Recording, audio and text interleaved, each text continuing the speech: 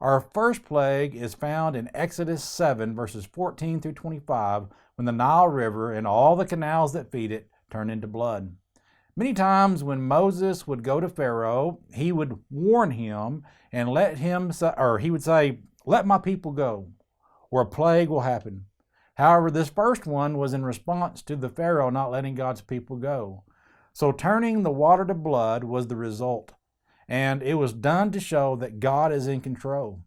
Moses tells Aaron to hold out his rod, and he does, and then he strikes the water, and right before the Pharaoh's eyes, it turned the water to blood, and the fish died, and it began to stink.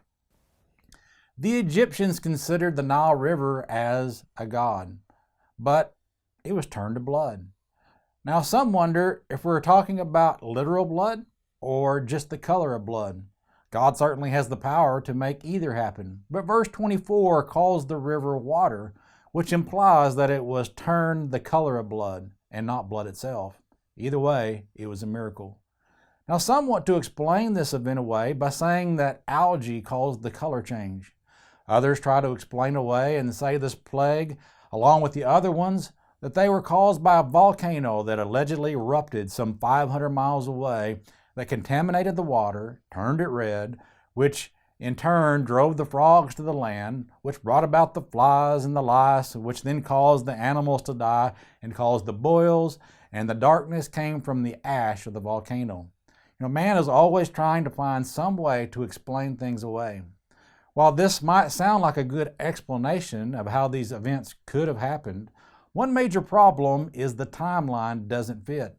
Based on our current timeline or understanding of when these events took place, the Exodus would have happened around 1446 BC. But the theory that the Sanatorian eruption caused the 10 plagues to happen, it happened in the 16th century BC, which means we can't even claim that God used this volcano to bring about these plagues because the eruption happened many years before these plagues. When you examine the timing of the 10 plagues and how things happened instantly, such as the river turning to blood, there's no way to explain these events away as just being a part of some natural disaster, even though that is what non-believers want to do. Once again, the Pharaoh's magicians were able to turn some water into blood, and this caused the Pharaoh to harden his heart again. Now you might be thinking, if all the water was turned to blood, then where did the magicians get clean water to turn to blood? I believe the answer is found in verse 24. So all the Egyptians dug all around the river for water to drink, because they could not drink the water of the river.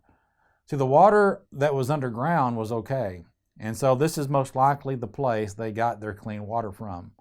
Of course, they were just using trickery.